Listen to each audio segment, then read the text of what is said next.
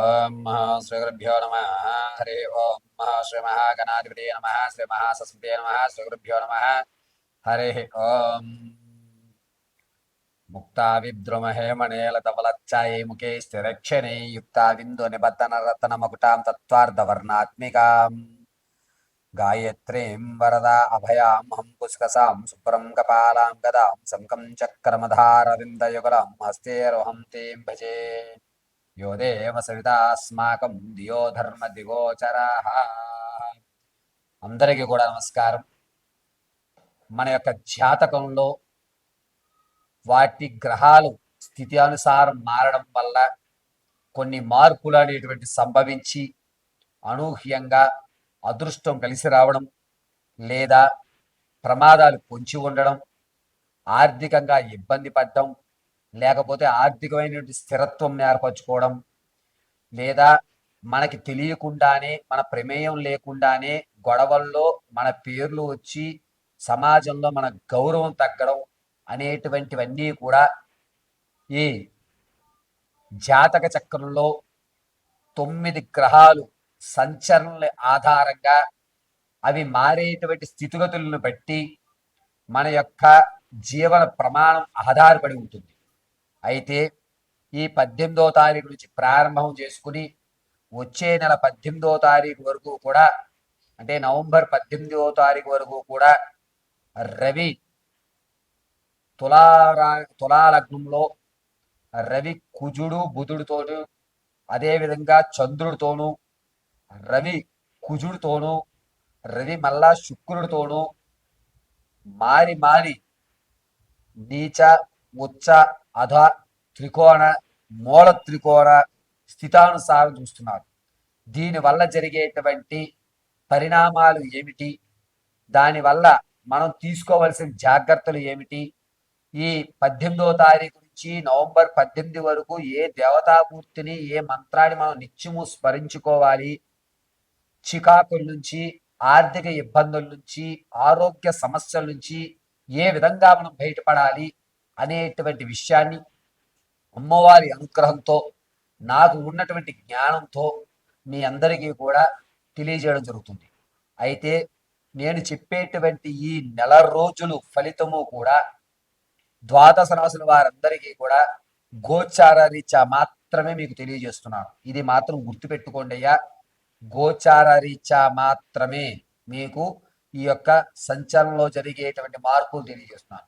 వ్యక్తిగతమైనటువంటి జాతకాన్ని మీరు తెలుసుకోవాలి అంటే కింద స్క్రోల్ అవుతున్న నెంబర్ను సంప్రదించి మీ వ్యక్తిగతమైనటువంటి సమాచారం, date of birth, time, place of birth, గురుగారు మా దగ్గర లేవండి, ఎప్పుడో రాయడం కుదరలేదు అనుకుంటే కనుక మీ ఫోటో, అదేవిధంగా మీకు తెలిసినటువంటి మీ డేట్ కానీ లేదా మీ పేరు, పూర్తి పేరు కానీ మాకు సెండ్ చేసినట్టయితే మీ పూర్తి జాతకాన్ని విశదీకరించి అద్భుత అవకాశాలు ఎప్పుడున్నాయి, ఏ రంగంలోకి వెళ్తే మనకి కలిసి వస్తుంది, స్థిరత్వం ఎప్పుడు ఏర్పరచుకుంటాం, వివాహాలు ఎప్పుడు అవుతాయి, ఇంతేనా నా జీవితంలో మార్పులు జరగవా, అద్భుతాలు జరగవా, అవి జరిగే ఉంటే ఎప్పుడు జరుగుతాయి అనేటువంటి పూర్తి విషయాన్ని మీకు వివరించని చెప్పడం జరుగుతుంది. తదుపరి కన్యారాశి వారు ఈ 18వ తారీఖు నుంచి ప్రారంభం చేసుకుని నవంబర్ 18వ తారీఖు వరకు కూడా కన్యారాశి వారు, అంటే రవిలో కుజుడు బుధుడు చంద్రుడు శుక్రుడు ప్రవేశించడం వల్ల ఎటువంటి మార్పులు జరుగుతున్నాయి అనే విషయాన్ని మనం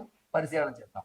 కన్యారాశి వారికి ఈ నెల 18వ తారీఖు నుంచి ప్రారంభం చేసుకుని 23వ తారీఖు వరకు కూడా రవి కుజుడు బుధుడు కలియక ఉండడం వల్ల మీ యొక్క మానసిక ఆనందం పెరుగుతుంది. బంధువుల్లో కానీ సమాజంలో కానీ ఒక గౌరవం అనేటువంటిది ఏర్పడుతుంది. మిమ్మల్ని నమ్మితే ఏదన్నా మీరు చేస్తారు, మాకు సమస్యకి పరిష్కారం మీరు చూపిస్తారు అనేటువంటి విధానంతో అందరూ మీ దగ్గరికి రావడం అనేది జరుగుతుంది. ఇక మీరు మేకపోతు గాంభీర్యాన్ని వ్యవహరించుకుని మీ దగ్గర ధనం లేకపోయినా అప్పు తెచ్చి మరీ వారికి సహాయం చేసి మీ యొక్క గౌరవాన్ని నిలబెట్టుకుంటూ ఉంటారు. ఆర్థికంగా ఎట్టి పరిస్థితులను ఈ నెల నుంచి వచ్చే నెల వరకు ఇబ్బంది పడేటువంటి అవకాశం కన్యారాశి వారికి లేదు. ఆర్థికంగా కాస్త నిలబడి పర్వాలేదు, మనకంటూ ఒక 2 రూపాయలు మనం చూడగలుగుతున్నాం, మనకంటూ ఒక వ్యవధానం ఉంది అనేటువంటి ఒక కాన్ఫిడెన్స్ లెవెల్ అనేటువంటిది 24వ తారీఖు నుంచి ఏర్పడుతుంది కన్యారాశి వారికి. ఈ కాన్ఫిడెన్స్ లెవెల్ మీరు అలాగే అట్టి పెట్టుకుని కొనసాగించుకుంటే కనుక వచ్చేటువంటి నవంబర్ 3 తర్వాత అద్భుతమైన ఫలితాన్ని మీరు చూస్తూ ఉంటారు. మిమ్మల్ని నమ్మి కేవలం నిన్ను నమ్మి మాత్రమే నేను పెట్టుబడి పెడుతున్నాను అని చెప్పి కొంతమంది ఎదురు వచ్చి మీ వ్యాపారాల్లో కానీ లేదా నేను పెట్టుబడి పెడతాను నువ్వు నడిపించు అనేటువంటి విషయాన్ని కానీ 26వ తారీఖు నుంచి 3వ తారీఖు మధ్యలో జరుగుతుంది. వ్యాపారానికి కానీ ఆలోచన కానీ కొత్త కార్యక్రమాలు శ్రీకారం చుట్టడానికి కానీ అద్భుతమైన అవకాశం కన్యారాశి వారికి ఈ నెల 26వ తారీఖు నుంచి ఏర్పడుతుందని చెప్పచ్చు. తన పరంగా ఇంతకు ముందు ఆరోగ్య సమస్య ఏదైతే ఉందో అది పూర్తిగా క్షీణించడం, దానివల్ల మీరు కాస్త ఆరోగ్యంగాను ఆర్థికంగాను నిలబడడం, కొత్త కొత్త వస్త్రాలు ధరించడానికి ఇంట్రెస్ట్ చూపించడం, సమాజంలో నాకంటూ ఒక ఎపీరియన్స్ ఉండాలి అనేటువంటి విధానానికి రావడం ఖచ్చితంగా జరుగుతుంది. అంతేకాకుండా కన్యారాశి వారికి నవంబర్ 3 తర్వాత నుంచి కూడా ఆర్థిక పరంగా కానీ ఒక స్థిరమైనటువంటి ప్లాట్ఫామ్ అనేది ఏర్పరచుకుంటుంటారు. రాజకీయ నాయకులకు మాత్రం రాజకీయ నాయకులకు మాత్రం 6వ తారీఖు నుంచి 18వ తారీఖు మధ్యలో క్యాడర్ మిమ్మల్ని గుర్తించడం, నువ్వైతేనే ఈ పని చేయగలుగుతావని మీకు ఒక నమ్మకం కలగజేయడం అనేది జరుగుతుంది. కన్యారాశి వారికి ఈ 18వ తారీఖు నుంచి వచ్చే నెల 18 వరకు కూడా ఆరోగ్య విషయంలో అంత ఇబ్బంది లేదు, ఆర్థిక విషయంలో కూడా అంత ఇబ్బంది లేదు. మనకంటూ భగవంతుడు మన వైపు చిన్న చూపు చూశాడు, మనం ఇప్పుడు ఆనందంగా ఉండగలుగుతున్నాం, మనకంటూ మంచి రోజులు వచ్చాయి అనేటువంటి విధానంతో మీరు ఈయనంతా కూడా ఆనందకీలి విలాహితాలతో స్వకార్యక్రమాల్లో పాల్గొని ఉన్నతమైనటువంటి స్థితిగతులు పొందేటువంటి అవకాశమే ఎక్కువగా లభిస్తుంది. మీ యొక్క కన్యారాశి వారికి ఈ నెల 28వ తారీఖు నుంచి కూడా శత్రువులు ఎక్కువ అవుతారు.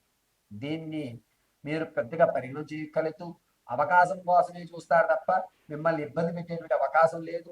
ఈ యొక్క కన్యారాశి వారి ఈ నెలంతా కూడా దీన్ని మించి అంటే మనకి జరిగేటువంటి విషయాల్లో కొన్ని పొరపాట్లు ఏమైనా జరిగి దానివల్ల వచ్చేటువంటి రోజుల్లో ఇబ్బంది పడకుండా ఉండాలి అంటే ఈ 18వ తారీఖు నుంచి వచ్చే నెల 18వ తారీఖు వరకు కూడా కాలభైరవాష్టకాన్ని నిత్యము వినడం, నల్లటి భస్మాన్ని ధరించడం, ఏదన్నా శివాలయంలో లావు శనగలతో మాల చేసి స్వామివారికి అర్పించడం, లేదా ఓం భం భైరవాయ నమః అనేటువంటి మంత్రాన్ని పఠించుకోవడం అనేటువంటిది ఖచ్చితంగా కన్యారాశి వారు ఈయనంతా చేయాలి.